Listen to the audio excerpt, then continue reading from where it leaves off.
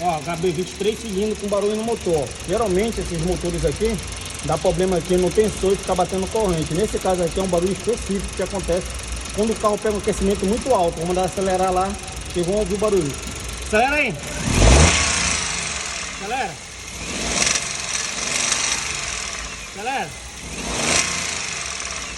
Pode chegar. Só tá ouvindo esse barulho? Esse barulho é um pistão rajando na camisa ali do cilindro ali, entendeu?